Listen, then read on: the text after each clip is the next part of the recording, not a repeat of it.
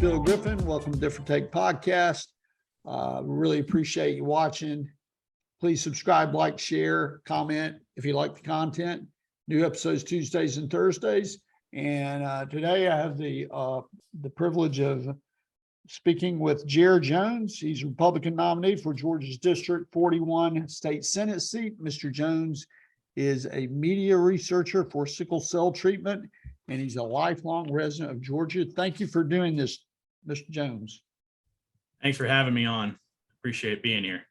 I'll get right to it. Tell us a little bit about your the district that you're in. So my district is mostly, almost entirely in this county of DeKalb. There's a small sliver of it in the Lilburn, Gwinnett portion, but it's overwhelmingly a DeKalb district. And like you mentioned, I'm pretty much a lifelong Georgia resident. I've lived in this district most of my life. It's where I grew up, in the Pine Lake region off Rockbridge Road. Even it's so yeah, I've been here most of my life and seen this district and the direction it's been going for a long time. And I'm not particularly pleased with what I've been seeing, to put it mildly. And this is your first foray into politics? Yes, sir. I'm brand new to this Shark Tank of sorts. What do you think the state legislature, what are the big issues that you think need to be accomplished the next term? Well, we definitely need to prioritize because we can think of 1,000,001 things that are wrong. But I think right now the biggest pinch, not just statewide, but also in my district in particular, are feeling the pinch on is inflation and gas. I don't know anybody, regardless of how partisan or indifferent to politics they are. Everyone's got to fill up their pump. Everyone's got to go buy groceries. Everyone's got to go buy basic necessities. And looking at the price of eggs, it's almost doubled since last year. Actually, it's more than doubled in a lot of the grocery stores I go to in Tucker, and more so with chicken meats, things like that. And basic necessities are becoming a hell of a lot more expensive. Energy costs too, they're skyrocketing. If you look at your air conditioning bill right around nowadays, if you've been around for more than a year here in Georgia and you can compare and contrast, it's not even similar to what they were charging a year ago for your electric bill. So people are feeling the pinch, and we need to try to do what we can at the state level to try to compensate for that, because we can't change national fiscal policy of the state legislature, which I think is what is causing all of this inflation. Is, as Milton Friedman said, the only people who can make inflation happen are those who control the money printer. And money printer go burr endlessly way past production value yields inflation. And so, if you're printing far beyond your production value, your money is worthless. That's just basic economics. And we have really bad fiscal policy on the federal level that's hurting everybody.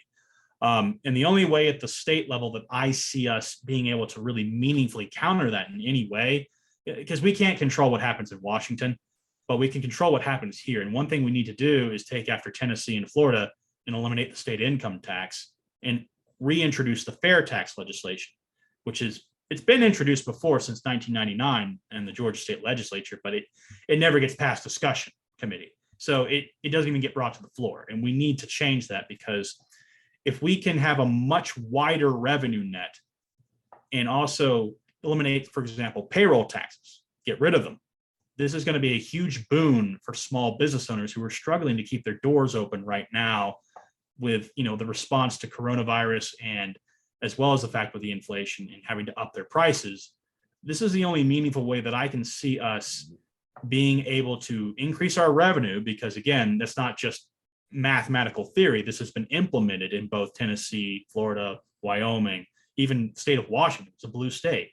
Again, this has been implemented in 9 other states, and it's yielded consistent surpluses in their budgets. So it's not that people who often criticize it say you won't get good revenue, and that's provably false. You will get more revenue. And on top of that, my stepfather was an IRS tax collector for 30 plus years. And I remember me asking him when I was on the debate team in high school, I said, "Hey, Jim, we're going to be having a Lincoln Douglas style debate about income taxes in America. I need to get a copy of the tax code so I can read it over the weekend." He just laughed at me, and he brought me over to the office on Buford Highway. And there was a room, I'd say maybe like I don't know, maybe 35, 40 feet from front to back, both sides, 8 foot tall. But those cabinets encompassed one copy of the tax code. And when I asked my stepfather, why is that? It's exemptions and penalties for certain people. And it became very clear after I read throughout the last 100 years, essentially, since the 16th Amendment came in and we started taxing income. The purpose of income tax is not to generate revenue. It is for politicians to punish their enemies and reward their friends. And I talk with people here in this district when I'm knocking on doors on the weekends. They, like me, agree that lobbyists have way too much of a powerful influence over legislators and what kind of legislation they're going to be passing. No matter the party. No, yeah, exactly. Republicans do it too. I'm not saying that's a partisan thing. Both sides do it. And when lobbyists come forward to push a form of legislation, almost always when they're doing this, what do they want? They want a tax break and they want penalties for their rivals. That's what they want. And in return, who finances the reelection campaigns of those legislators? It's very one hand greases the other kind of situation. And I don't think that that's healthy for a democracy. You should be beholden to your constituents, not special interests. So yeah. One thing you mentioned, I thought you explained what the inflation cause. It's kind of a strange term because the inflation has already occurred. The money supply has been blown up. Mm-hmm. It's the price increases are now kicking in, but we call it inflation. The media, the academics, politicians portray this as some sort of thing that just sort of happens, sort of like an earthquake or something like that. And I think a lot of people, the average person, I mean, it's not as if you learned this in high school, what causes it. So a lot of people may not be aware. They don't understand what the cause is. It's just some sort of mysterious thing that happens. Do you kind of see that with some constituents and at the end of the day, does it really matter, I suppose? Well, I think it does matter because it's having a real life consequence for all those constituents. You can't escape it regardless of whether you understand. And most of them, you're right, they don't understand. They really don't because they were never taught these things. And it's actually, I don't think it's particularly complicated either, even though there's a lot of details involved. It's presented as a mystery. It's presented as a mystery, but it's not. It's math. It's literally grade school level math. You have money supply. People mistake what money is versus wealth. They're not the same thing. Money is just a means by which you exchange wealth. Like I'll give you this many of this currency for this many apples as an example. The apples are what you really need. You don't need the currency as much as you need the apples or the land or a vehicle or clothes. Those are things you need. That's wealth.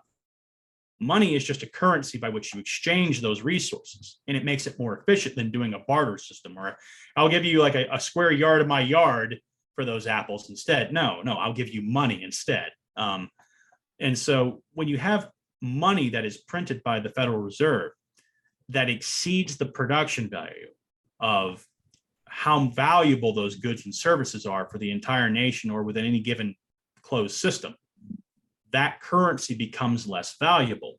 Every unit is worth less because it exceeds the value of what that good or service is. And, I don't, certain people, that's a little abstract, but that's always been what inflation is. And that's not a partisan conclusion either. There's been quite a few analysts on even MSNBC who recently have started saying that, like they're actually agreeing with us. Like, yeah, you're printing too much money.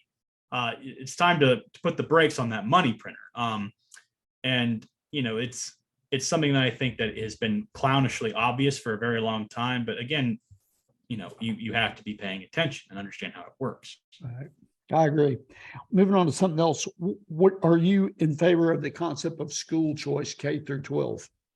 Oh, very much so. That's something I could talk for hours about with the school system here in DeKalb County, because I mean, yes, my district extends into Gwinnett, and Gwinnett is definitely having some serious problems right now. But DeKalb is notoriously awful with its schools. Some of the worst performance in the whole state and even the country at certain points in time, depending on what year you're looking at. Out of all counties in the country, it's down there.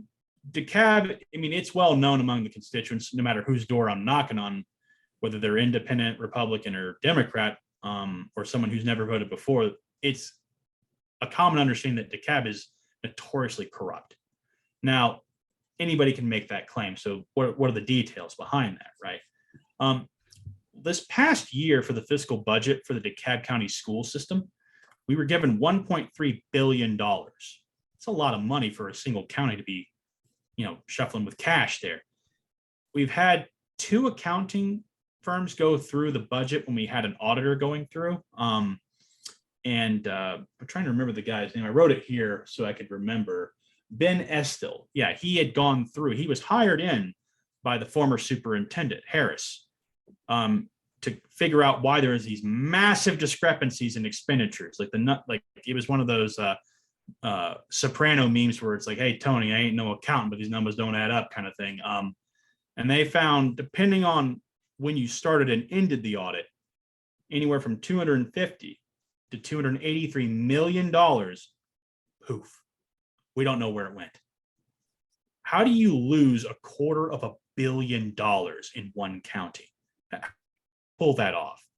Like, and to say, oh, I did that by accident. I mean, that takes incompetence to an art form if that's the case. And so, I'm kind of looking off my cheat sheet here, but because I've talked with a lot of teachers here in DeKalb, and even some people who've been attending a lot of the school board meetings. I've attended a few virtually. So much information in there, but essentially what we've got is Ben Estill is in a whistleblower situation right now, talking about what is almost a fraud going on. And right now he's in a lawsuit with DeKalb County Schools about that. Now, whether or not he settles out of court and he gets shoveled away and we don't know what happens is another story. I'd like him to take it to court and shine a light on this and figure out, okay, where did all that money go and how in the world do you not know where the transactions were going to? No, I'm not just going to accept that blindly. So throwing more money at these programs clearly isn't doing a lot of good when we have 15% competency rating with algebra graduating from high school in DeKalb County and around 27% proficient literacy coming out of high school. These are kids who can't do math or even read worth a damn coming out of high school at such low rates. We're being robbed blind. And we're paying a lot of property taxes over here in DeKalb County for all those schools. That's what most of your property taxes are going to, is the school system.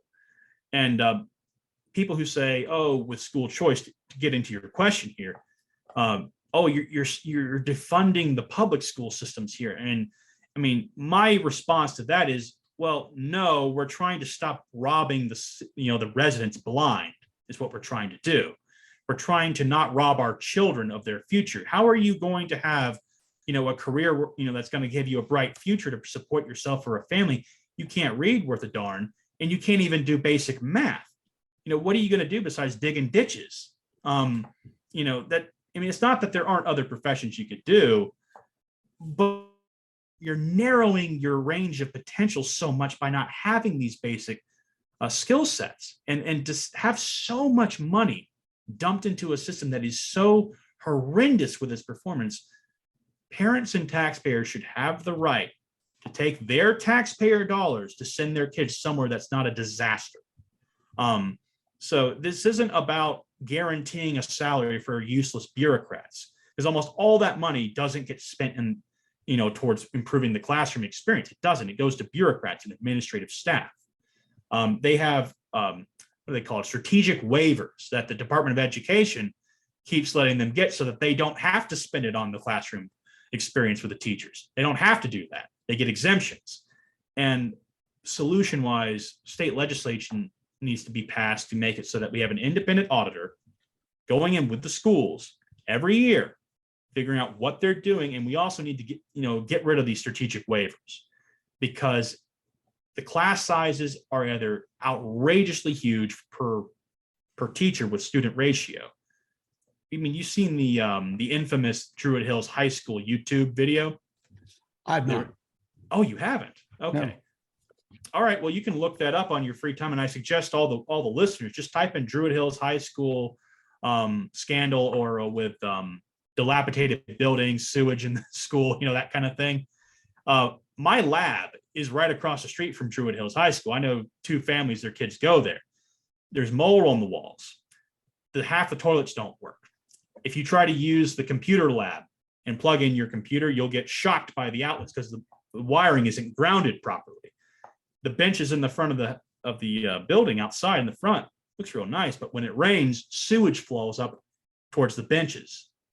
And I've even been inside the school a little bit. That building should not be a high school. First of all, it's way too small to be a high school. There's nowhere near enough space for that. And second of all, it looks nice on the outside.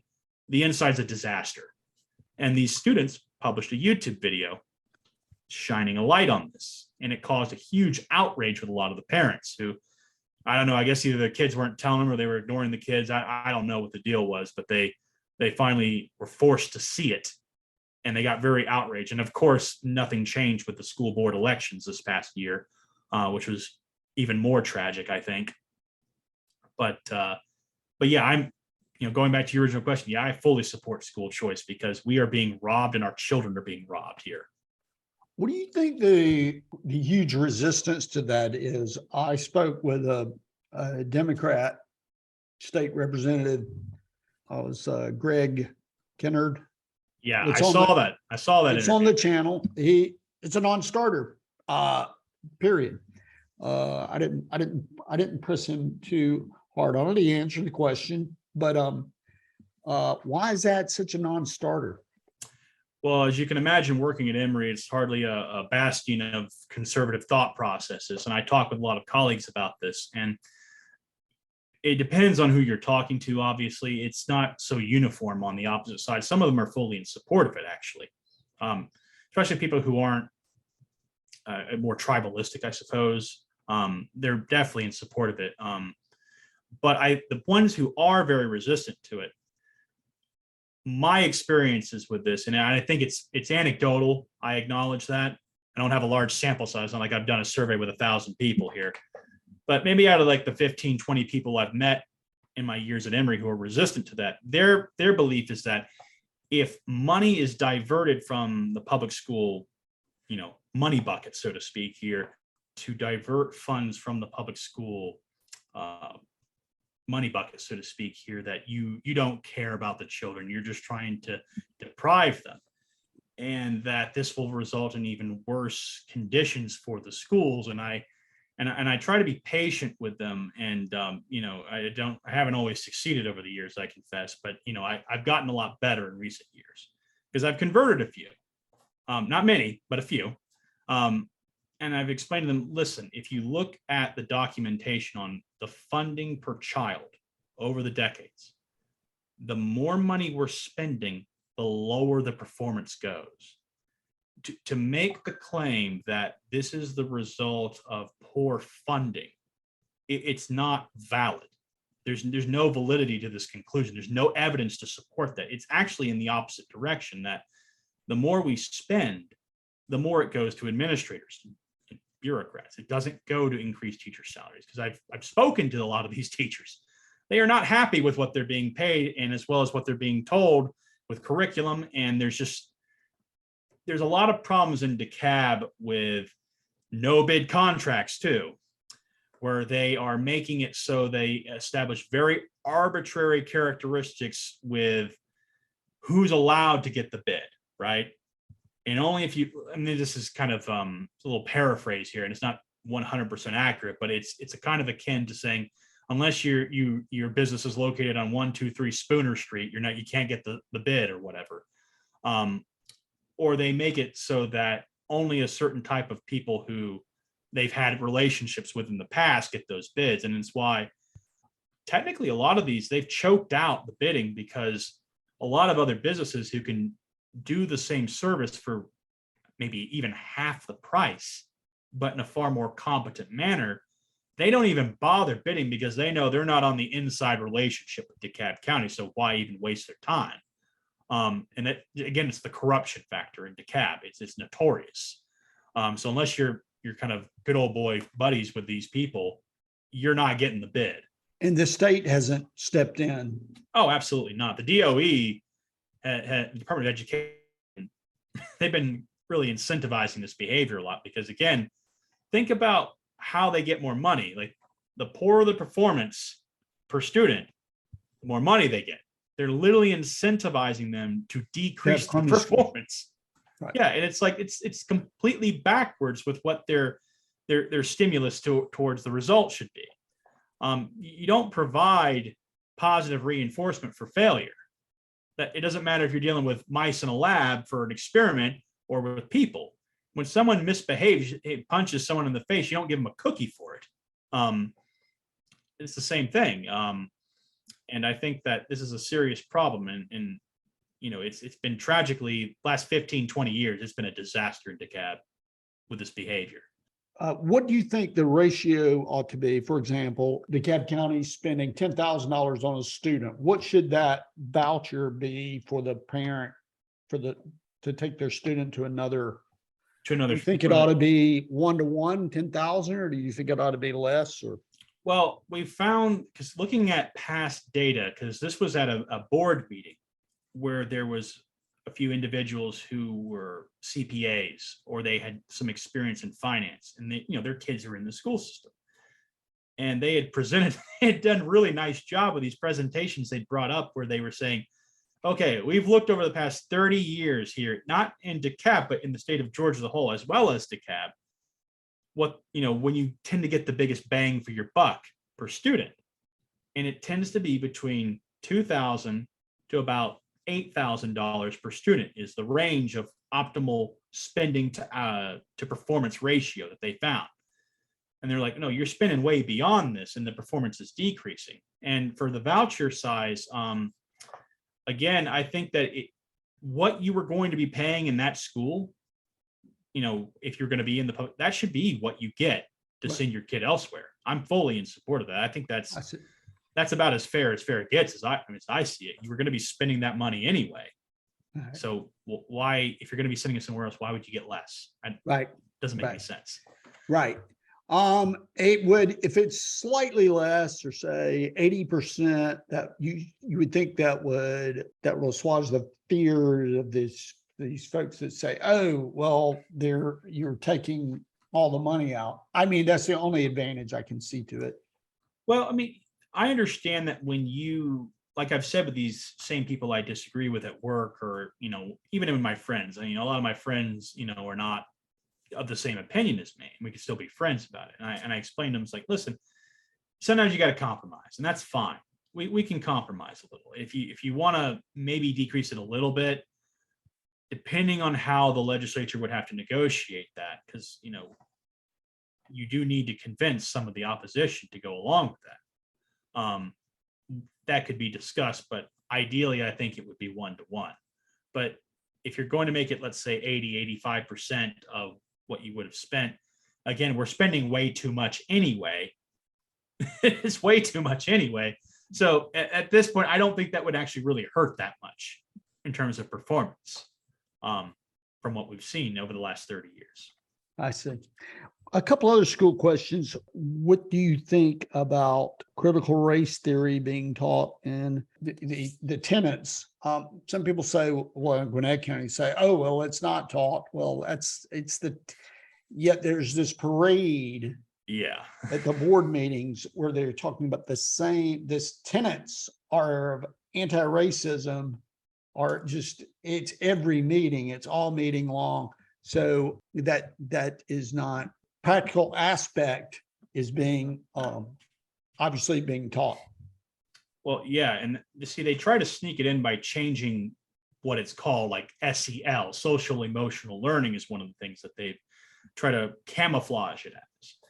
And they'll still keep pushing this mentality, which is just pure projection, to be honest with you. Like they're saying, oh, we're about anti-racism, but we're going to make the white children in the class apologize to the children who aren't white for their privileges, regardless of whether they're dirt poor, really wealthy, or if they're from another country. Even it doesn't matter.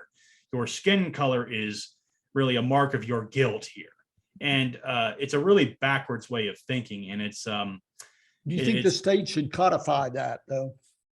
Well, yes, but at the same time, because the way that I found these extremists on the left, and I understand that most people I talk to at work and other circles as well who are left leaning, they don't approve of this at all. It's wildly unpopular, even with them. It's really a fringe section of the left that's really pushing really, really hard for this.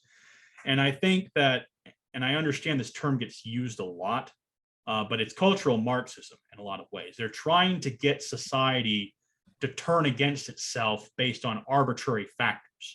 In the past with Marx and Engels, it was, proletariat versus bourgeoisie, because they believed fervently that this capitalism thing, like in Das Kapital, it's all going to go sideways. We're going to have feudalism again. There's no way you're getting out of poverty with this system. You're stuck in your little bubble and you're never getting out. Therefore, you're born into this enslaved state. Now they realize now that, many, centuries later, that no, that's not what happened. The opposite happened, actually. That's why the middle class is so huge in America, because no, this is actually a good system. Now they have to find a new way to get society to destroy itself. And now they're using sex, they're using race, they're using gay versus straight, transsexuals versus everybody, every ethnicity versus, white people. And then even then it's the young versus the old. They're educating children to despise their neighbors and even their parents with this ideology. It's an incredibly self-destructive one. And it really is insidious, because the Department of Education has a program when you go on to the school board, or if you're going to be an administrator, where they send you off on taxpayer dollar to these orientation sessions they send you off to. And they make very clear what your place is in the grand machine of things. And you will not question how things are run. That is not acceptable. And that you are supposed to go along with this nonsense. And unfortunately, we don't have a lot of people in these positions, and it does vary depending on the county you're in significantly, but so it's not a one size fits all description here, but there's far too many who just have no spine. They're just too cowardly, or they're too indifferent, I suppose, to the damage that they're doing by going along with this. And They're trying to be pragmatic. They're trying to keep their cushy seat. They don't want to, risk that. And it's very tragic, that mentality. And it's why we see a lot of this being snuck in as well. And eventually, I've spoken with the, people from the Georgia Log Republicans. Those are the, the gays and the transsexuals who tend to go on the Republican side of things, who are pointing out the SEL, social emotional learning, with sexualization of children. We're talking third grade and younger, where I understand when you're in college, you're walking into the world of adults. You're leaving childhood behind. I get that. And we discuss the history of this thing with, like, the Greeks. I mean, they were pretty perverted in a lot of ways with how they wrote. I mean, they were constantly obsessed with sex.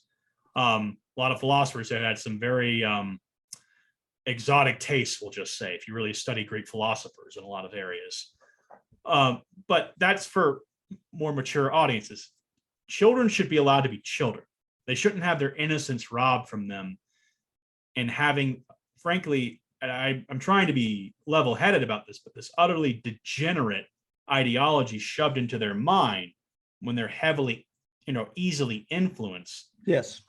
And it's very corrupting. And yes. a lot of parents I talk to, that's no matter what party they tend to vote for, that makes them lose their cool really quick when that gets brought up, because they are not okay with that. I think that's very well said. Another topic is voting the procedure's been a big thing. Voting by mail is not, what do you think about that? Without an excuse.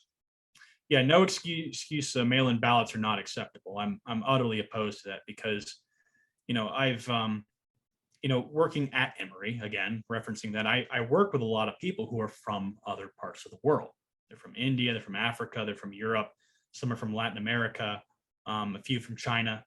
And in almost all these places, you're not allowed to do that. You can't do mail-in ballots. It's illegal. And it's illegal for a very good reason, which is that if you don't have chain of custody and you're not even checking the signatures, which is the only security feature you have with a mail-in ballot, is verification of the signatures, which we almost never do anyway, regardless of what is going on with the results, just don't do it. So it's kind of pointless in and of itself just by that alone, but you're not allowed to do that in most countries. It has a very long history of elections being manipulated that way. And when you have no chain of custody, and in addition to this, when you have tabulation values that are being utilized that don't adhere in any way, shape, or form to past election cycles, and I don't mean like the last 10 years, I don't mean the last 30, I don't mean 50, I don't mean even 100 years back, where you have statistically impossible shifts going on, and they're all coming from the mail-in ballot sections of those ballots. That's where the shifts are occurring. And I work in research. I work with a lot of software, and Penguicon is it's a convention for people who do Linux programming. And I went to one in 2008, and we had a competition called I forget what it's called, but we hacked election machines. That's the competition. You hack them, and you get a result that you want. And the team I was on, we just needed a Phillips head screwdriver, a USB stick, 8 lines of code. You plugged it in, and you went through the menu and input the data right there. And we made it so that Zombie Reagan won by 0.5 percentage point over Barack Obama and John McCain. And we did it in less than 3 minutes. We came in 8th place. And so, yeah. And in the quick funny aside, the prize we got back then was 30 Bitcoins. We didn't know they weren't worth anything back then. And we don't know what happened to the drive with the wallet on it. So somewhere out there, there's 30 Bitcoins floating around with our names on them that we'll never, ever get our hands on. I think you're exactly correct about that, because I'm going on total faith that the machine is tabulating my vote. Whereas in the old days, I went in, I knew my fellow citizens were behind, and there was a hard copy, and it was totally private. And did I know 100% for sure that my vote was counted? No, but I had reasonable conviction that my fellow citizens were behind there, and they were on both parties, and it was above board. Right. And the thing is, though, we recently had a school board elections in I think it was District 2, I believe, not 100% on that, where we had an issue where, and this was a Democrat race, keep in mind, where one woman who was running noticed that she got 0 votes in her district. And it's like, wait a minute, I know I voted for me. My husband said he voted for me, and I'm going to assume he was serious here. So I know I should at least get 1 vote. She had none. And they found out really quickly that the tabulation factors were off quite a bit. It made a very big difference. She went from being last place to first place. And the only reason that was caught was because it was such an obvious extreme. And she had noticed that when she had seen those, he's like, no, that's not possible. Even if I'm the only person who voted for me, I know I voted for me. But what if it's an election where it's actually close and not anywhere near as obvious? How can you trust the results when you're using the same machines, the same software, and you have such wide error margins going on? Because I work with data. Like if you have, I understand there's going to be some fluctuation when you deal with large values. Okay, you should values that change a race from 0 votes to over 1,500 votes. That's not supposed to happen in a system that is reliable. And one last thing about that is that one discussion that was brought up, and I don't actually know if this is true or not. So I acknowledge it could be speculation or bad information, but we know that the software with these Dominion machines is proprietary. We're not allowed to see it because it's proprietary coding. I don't believe that's appropriate. We should have open source so we know how they're tabulating these, how they're calculating it. I think that I think anybody on either side would be okay with it. That's transparency. But that aside, though, the discussion at one of these election integrity meetings with Garland Favorito, and discussing with the Secretary of State's office, is that this software does not use integers to tabulate votes. And in plain English, that means one vote is not one. It's 1.05 or 0.95. And the excuse that they were using at the time from this meeting was that this was not a Dominion representative, keep in mind. So someone from the Secretary of State's office. They made the claim, and maybe they just don't know what they're talking about, which is entirely plausible, but they were saying that was to account for floating point errors in the calculations. And that's nerdy talk for hardware stuff. Floating point needs integers.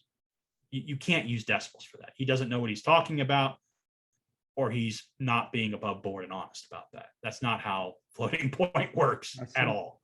What one of the other problems that I think is, I wonder what you think about this, with voting by mails, it subjects people to being harassed for their vote because someone can easily, in their family or their friend or someone, can insist upon observing them vote, because there's no, it's not, you can pass a law, but it's not, how would you prosecute it? It would be impossible to prosecute.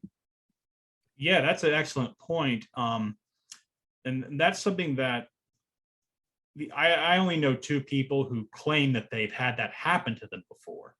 And, that's an in value of two. And I get that that's not going to swing a statewide election, but it doesn't matter if it's one person. You shouldn't be having to worry about that. And I think that's another concern, especially with, senior living centers, like for people who are in elderly care. Homeless. Homeless people, especially, like, that person who's, either hopped up on drugs or has, a few fries short of a Happy Meal right there for whatever reason. College students that live with their parents. Yeah, exactly. We talked about the fear tax. You explained that. What are the big issues you think you disagree with your opponent on? Well, I think with because Kim Jackson is incumbent right now in my district, and she's only been in, this is her first term. Steve Henson had it before that for I think about 20 years. He was in there a long time. I think the biggest disagreement we're having right now is that one is the whole notion that the criticisms of CRT, that seems to be something she's big on. I think that in DeKalb County, in my district, I think it's approximately about 60% African American. That ideology, the victimhood ideology, has a very pernicious pull with a lot of people there, and I think she's banking on that. I went to a black church back off Harrison Road about a month and a half ago, 2 months ago, where the people I was talking to, they were complaining that the criticisms of CRT was equating it with, you're not allowed to talk about slavery. I'm like, no, that's not what we're saying. We're not saying you can't talk about slavery. That, like, it was literally America's bloodiest war was fought over that. You can't ignore that with U.S. history. It's not viable. You can't understand how we got to where we are today without it. But again, there's that. I think also with the notion of with the education stuff, again, seems to be the biggest factor on local stuff here with the school board and with the funding for the schools needing to be keeping it just as it's always been. Keep doing the same thing over and over again, because don't worry, it'll sort itself out. That seems to be the biggest disagreement we have. I haven't yet met Kim, and I've spoken before with a few people who have met her before. She seems like a very nice lady. It's just that there's not a lot that we see eye to eye on, but it is what it is. Right. What do you think about the COVID, the role that the state played in the COVID lockdowns? Well, my personal take is that I think we were the first state to reopen. I believe, I'm not sure if we were the first, but we were one of the first to reopen from lockdown. Well, I think what was it? What was the infamous line? 15 days to flatten the curve. And as someone who's done cell line transfections with viruses, and I worked with a lot of viruses, doing biological research, and I was like, wait, what? Hang on.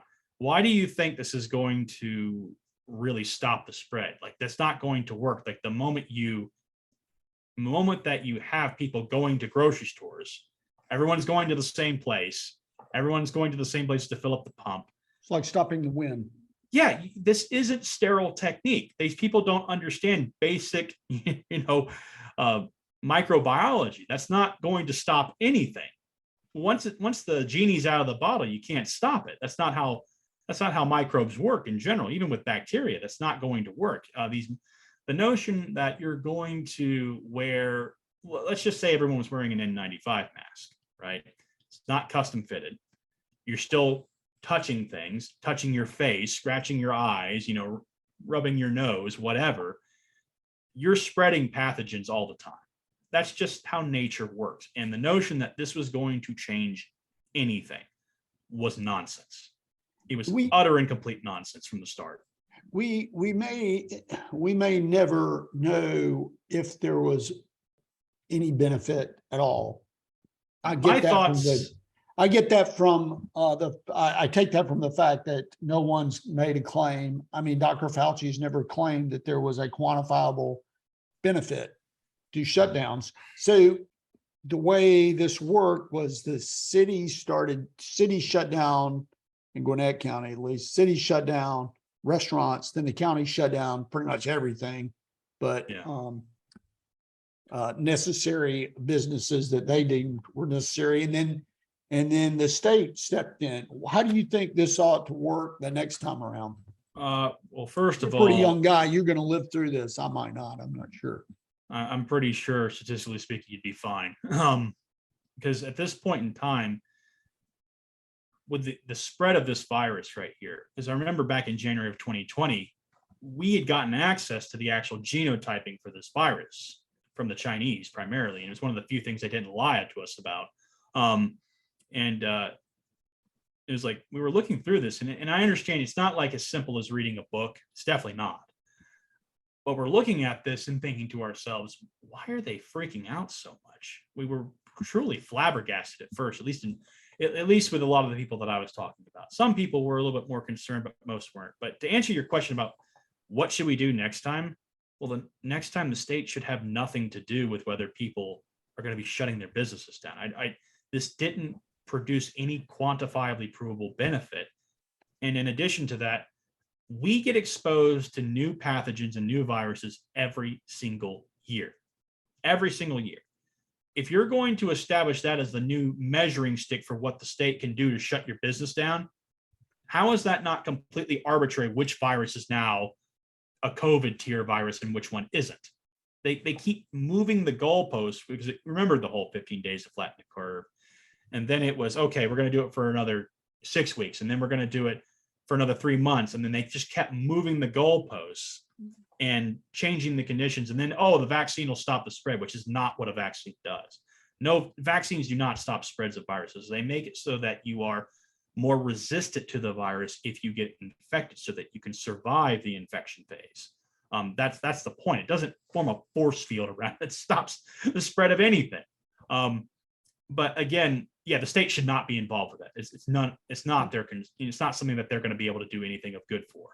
What, for example, in the past case where a county such as Clark County, they would have been shut down for a year. And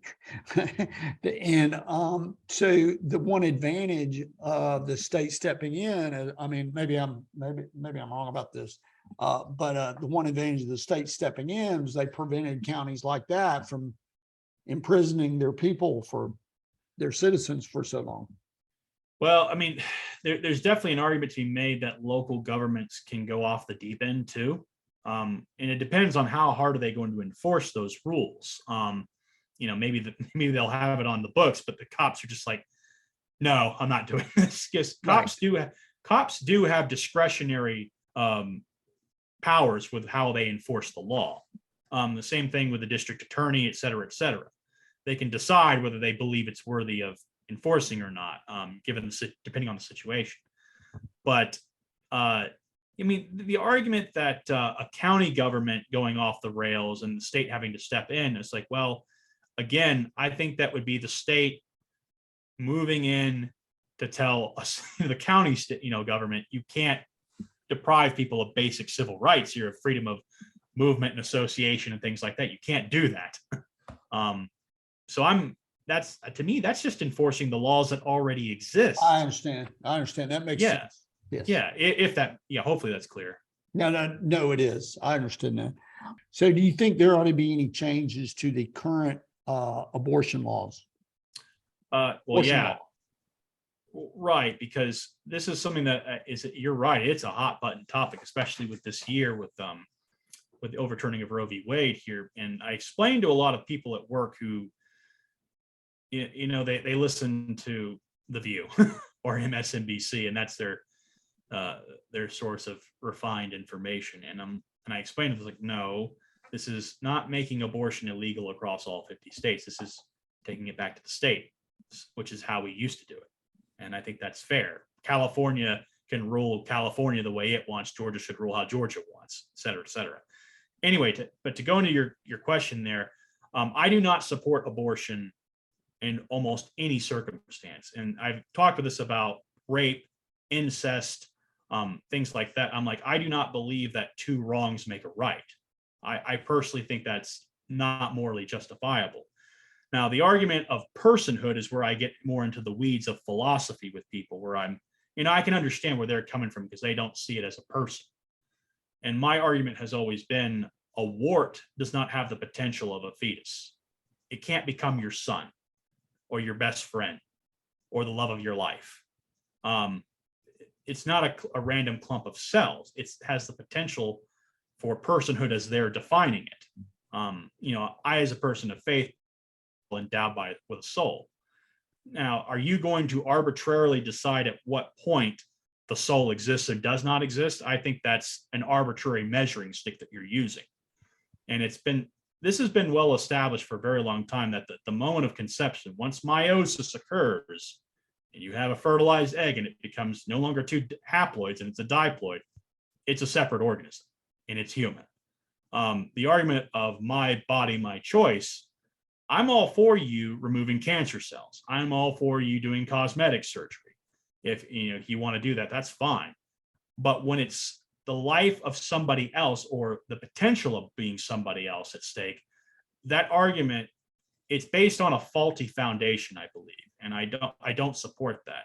I think that abortion has really harmed a lot of women, immensely so, because I've known more than a few women who have 30 years on, and it haunts them. I don't believe that women who go out and get abortions are just mistresses of evil or anything like that. Hardly. I think a lot of them are they're scared. They feel like they've got no other options on the table. They don't know what to do. And they go for the quick solution, as it were. And I don't condemn them necessarily for that. I'm a Christian. I believe in redemption. I believe I have things to apologize to quite a few people for throughout my life. I'm no saint. So I'm not going to cast the first stone. But I do believe that it's not proper in a civilized society for that to happen. And one more thing about that is the argument of making it illegal full board, unless you have an exception where, and this is my one caveat, would be if there is an issue where you believe the fetus is not viable, it won't survive gestation anyway, and there is a significant threat to the life of the mother, the fetus will not survive anyway. That has no support amongst anybody. Right, exactly. And at that I'm point, sorry, that has wide support among everyone. Well, I understood what you meant, but that's my point right there. That's a reasonable exemption right there, where if you can establish that, we can't put the fetus in an artificial womb yet. I mean, we're getting closer to that point now, but we're not there yet. You're saving who you can, so you are preserving life to the best of your ability in that situation, and that's something I'm behind. But as for the argument of, well, if you make it illegal, there'll be back alley abortions that are unsafe, right? That's another argument I've heard. And my argument against that is, well, I acknowledge that will almost certainly happen. I believe they're right. That will happen. But that doesn't justify legalizing it, because by that logic, you should say, oh, well, we can legalize, grand theft auto now because people are going to go do it anyway. People can rob banks now because they're just going to do it anyway. That's not an argument for why something should be condoned by a society. So yeah, I don't support that argument. I think it's a faulty line of logic. There's another party involved as well, where that person, especially when you're talking about 20 weeks plus, is pretty barbaric thing that most countries do not allow across the world. They don't allow. They have much more restrictive abortion laws across the world than, with a few exceptions, than New York State. So I think that's something that a lot of people don't understand too. Oh, no, they don't. Because I have coworkers who are from Europe who explain this to some of my, my coworkers who are state born like me, and they don't know these things. And they're like, no, you can't do that in Italy. You can't do that in Germany. Like, that's not legal over there. And it's like, oh, it's so much more progressive over there. It's like, no, they're much more restrictive over there. It's like, yeah. Well, and there's another point I think a lot of people don't understand, is that the Roe versus Wade decision did not allow women an unfettered right. There was a balance. Well, there's a few things with Roe v. Wade, because it's something a lot of people don't know on either side, is that Ruth Bader Ginsburg did not support Roe v. Wade. This is correct. And it's not that she morally disagreed with abortion. It was that the legal reasoning was just, to put it bluntly, it was utter nonsense. It was based on something that did not even happen. Like the rape case with Roe, she confessed on national television afterwards that she made the entire story up. It was based on something that didn't happen. So imagine any other crime or any other case involving a crime. Let's say I accuse someone of stealing from me, and then after they get convicted and sent to jail, I say, oh, never mind, I found my wallet. It was in my desk the whole time. You can't keep that person in jail. It's not valid. You can't have a legal ruling based on something that didn't happen. And then looking in, I believe they said it was the 14th Amendment that the right to abortion existed as a penumbra that cast shadows. And so it's just $10 words for saying that it's implied in the 14th Amendment that you have a right to abortion. And if you read the 14th Amendment, nowhere in there does it even hint that you have a right to abortion. It's not there. It's completely fictitious reasoning that they used for how they justified it. Well, I think it's refreshing that you know that, because a lot of people, they want things their way, and then the law be damned. Right. So I really appreciate you taking time with me here. What should I have asked, or what would you like to add? Well, at this point in time, Covered a lot of ground. Sure, I'll go pretty quick 30-second bits here on a few other things. Is that law enforcement, Atlanta's crime rate is a disaster. Yes. We're literally beating Chicago with our murder rate. That should make your head spin. Chicago's been king of the hill for a long time. And right now, everything from the policy of defund the police, the Black Lives Matter protests and with Antifa back in 2020 during the Summer of Love, we've had this really self-destructive policy of vilifying police officers, DAs that will not enforce the law and prosecute criminals. Governor DeSantis just got into it with the DA for I forget what the position was over there, but a district attorney in Tampa, I believe, who wasn't enforcing the law, period. Not even at his discretion, but no, not at all. And he was suspended over this. A lot of these DAs who just will not enforce the law are not helping their cities. They're turning their cities into a very poorly acted out version of Mad Max. And I don't support that. And I talked to a lot of, Black communities here in DeKalb, and they do not appreciate not having cops around. Regardless of how they may feel about cops, they'd rather they be around and doing something to keep them safe as opposed to them not being there. And I think that, we need to have better training. And it's not that there aren't situations where cops abuse their power. That exists. But at the same time, we need a lot more officers and they need better training. That needs to be taken care of yesterday. What do you think the state's role in that, though, is? Well, right now, I think that we need to allocate a bigger budget for them. Because looking at their salaries, what they're being paid, in conjunction with what they're being asked to do, I think it's very piss poor compensation. In addition to that, the training programs, because I have two friends who have worked in law enforcement, and they're former Afghan vets from the wars up there, and they're both Marines, and they were trained and taught how to de-escalate situations, because there were missions where you have to take targets alive, regardless of whether they're waving a gun around or not. They need to have better training, and this was their conclusion about their colleagues who didn't have similar training. They need to learn de-escalation tactics and non-lethal takedowns. They need a lot better training with that. And but that, in conjunction with more officers and not being vilified and portrayed by the district attorney, that needs to be a priority, and the state needs to allocate more funding, get better training programs set up, and not look the other way when crimes are being committed. Like, the DA needs to enforce the law. Right. Well, I really appreciate you doing this. I've been talking with Mr. Jayre Jones. He's Republican nominee for the Georgia's State Senate District 41 seat. And where can people find you?